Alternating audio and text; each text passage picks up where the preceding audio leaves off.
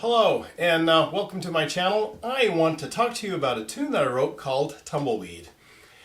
I really enjoy writing music that does two things. First, I hope it's enjoyable. I hope kids have fun with it.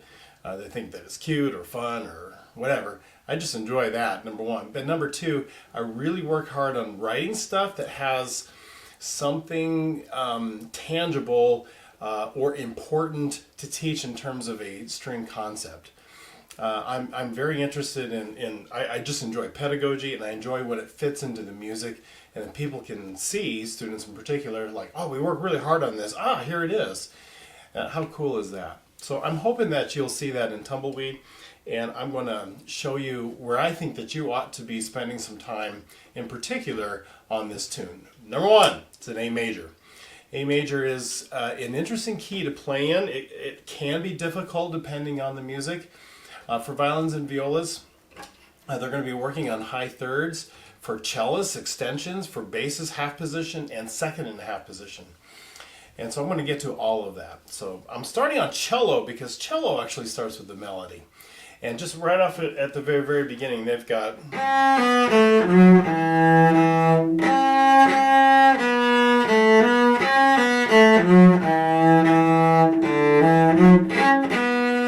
Notice I did 0 extensions because they don't need to. And so I think what you can do is this.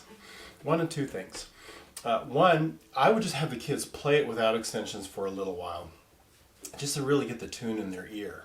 And then once they have it in their ear, I would explain to them that the key of A major on the D string normally has E, F sharp, G sharp, and then A. So they typically do extensions on the D string so that you can play G sharps. Now the melody doesn't have G sharps on purpose because that can be really tricky. I wish our literature, like our method books, worked on B flat first. That's a little bit easier, right? Than working on forward extensions to work on the back one. But it doesn't. And so with this one, you can actually play all of this because it doesn't have the G sharps until the very, very end. And I'll talk about that when I get there. But I would just get the kids to play it just normal without the G sharps. And then I would say, hey, let's try something new and fun. And that new and fun would be, rather than 3s, it'd be a 2. And rather than F sharp 3s, be a second finger.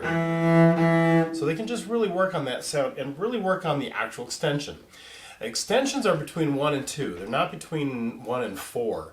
The 4 just kind of travels with the 2. So and kids will see that X4 and they'll think they have to stretch their pinky. No, you don't stretch the pinky. You always do an extension between 1 and 2. Always. So they are working on extensions even though they're not playing G sharps, but they're working on that space between 1 and 2. I just think it would be a great way to practice and get them to do that. So that's the first thing on the cello. And the second thing with cello is at the very end. This is in measure 45. Actually, measure 44, they do that. But 45, I repeat that. And then, okay, now I've got the G sharp. That's a G natural, right? And so now they can put this into practice where they're going D, E, F sharp, G sharp, and then you can scoot them up to the A. Yep, I did it. That's one way of doing it. They can practice that. I don't think I'd have them end on an open A unless the kid really struggles. I would have them actually shift it or do the extension for that. Now they can see the reason for that extension. Another thing you can do, if kids already got that, you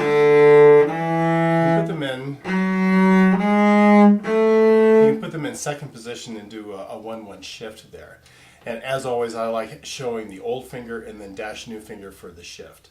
And that way they can experience a little bit of shifting to get themselves up to that A. But that's really just it for cello. They get the melody quite a bit. They get to work on that extension.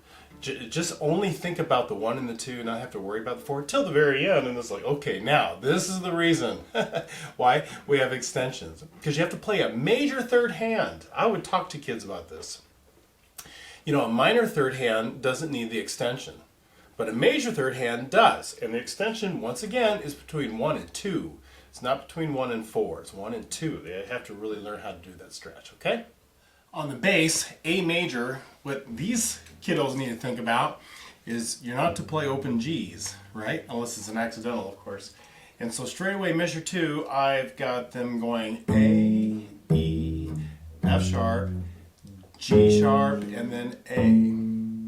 And I would get them to play that in half position, G sharp, and then A. So there's A, rest, E, rest, A, E. And then you can have them play the second finger E so they understand that. Then get back up to an A. I probably would have them do something along those lines.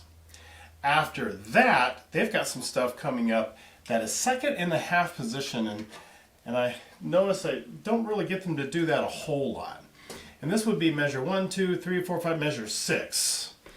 So they got a D, E, F sharp, C sharp. Well, okay, that's a B, right? C sharp. You don't want them going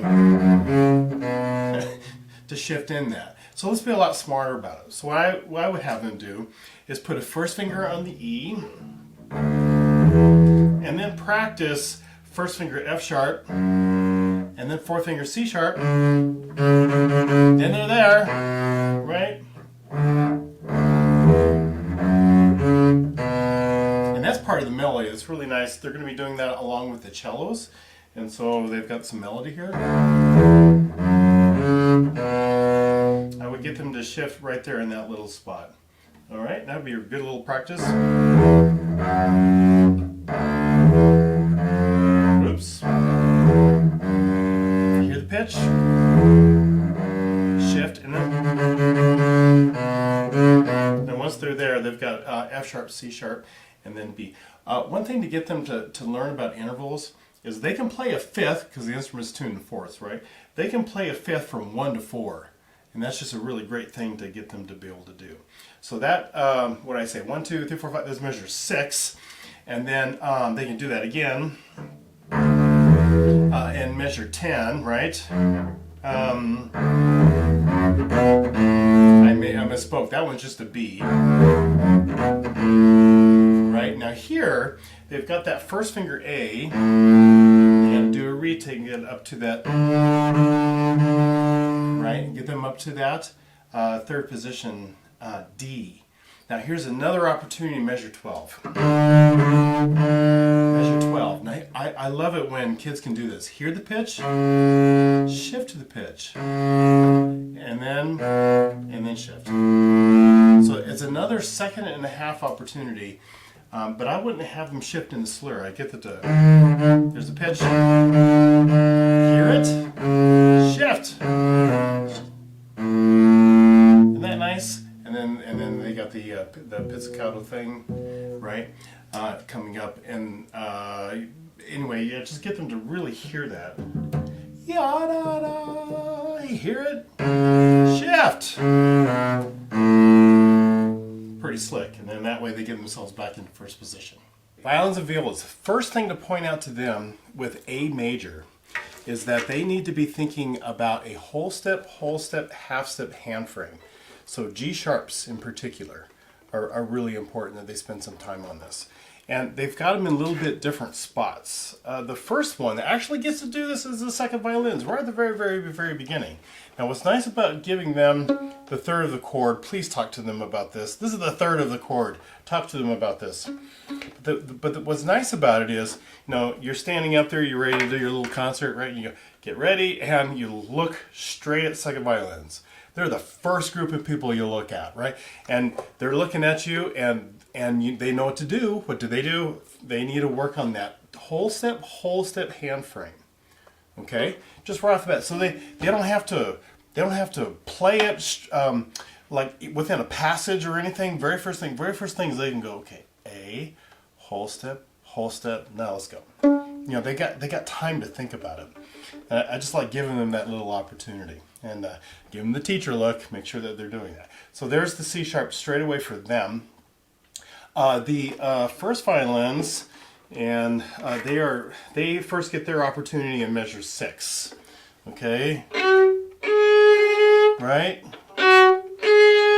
They've got to play a G sharp there in measure 6. And then first and violas, the violas get their opportunity along with first violins in measure 14. And they've got an extra thing to think about. So right away they got the G sharp. And I would have them do that on an open A. That's okay. Go 2 whole steps. And I would do a 4th finger here. And then string cross. And then D natural. Ooh, gymnastics there, right? For those guys. They've got to play G sharp on the D string, but then D natural on the A string. Of course, for viola it's this. G sharp on the D string, D natural on the A string. That third finger's got to work out there. And this is playing in A major. They need to know hand frames. This is what it looks like on the D string. This is what it looks like on the A string. And so put some effort into that to get them to really do that well. The next thing I want to work on collectively as an ensemble is this whole concept of doing a retake, but then my next bow is an upbow. You know, and I love telling kids, I lied to you when you were young. I am so sorry. But we worked really hard on when we do a retake, then our next bow is a down bow. And we worked really, really, really hard on this. But the truth is, often we do retakes, but our next bow is an upbow. Believe it or not, it happens a lot. If you look at my warm-ups, it's actually one of the bowings I like practicing, because I want kids to have the control of knowing that. They get into this habit, and then they have this hard time of doing another upbow. And so the very first opportunity is measure 6, right? Right? To get themselves up there. Retake, up, down. That's what the firsts are doing. All right? And then that's the viola. Do the retake, go upbow. Now, every time I asked them to do this, I wrote in frog. Okay? Now, I don't literally mean exactly the frog. So your type A kiddos, you know, the 4.5 students going to go cure cancer, you know, they're going to be frog. They're going to do exactly what you ask. And that's not exactly what I mean. I just mean lower quarter, lower third even. That would be okay. I don't actually mean the frog. So just be careful that you're practicing that. Now, here's great little exercises. A major, up, retake, retake, do an A major scale, retake, retake, retake, retake, retake. Alright, this is called priming. I would do these exercises, go through that scale. You're priming 2 things. You're priming A major, and you're priming this retake up down in the bow. So you're both a left side issue and a right side issue. There's a couple of miscellaneous things in this. One is pizzicato. And I would work on getting the kids to play a little bit more over the fingerboard than what they want to do. It just is it's a better sound, especially the A that's up there on the E string. And so there's a good bit of pizzicato in the group. And especially, this is all in, 37, right? So that I can hear this real clean pizzicatos. And then in the cello and the bass, 39, this tremolo. Have them do that at the tip. It's a nice light kind of sound. It's not supposed to be really big and heavy. So I would have them right into, I didn't put that in the part, but I would have them do it that way. I did call this Tumbleweed because it sounds like a tumbleweed kind of going through an old movie western kind of set or something along those lines. And right here I just kind of chuckled to myself as I thought about how this kind of worked. The tumbleweed maybe just kind of gets hung up and maybe on a cactus or something, and the wind is trying to wiggle it free, and it just eventually wiggles its way free, and then it goes back into its theme as it just kind of continues to roll along through the town. There you go. I sure hope you enjoy this. Please let me know. I really have it's just encouraging, and it's really fun when I hear people around the country playing these tunes and that the videos help them. And so I hope that this helps you teach the piece, and I would love to hear from you. So anyway, I will see you on the next video.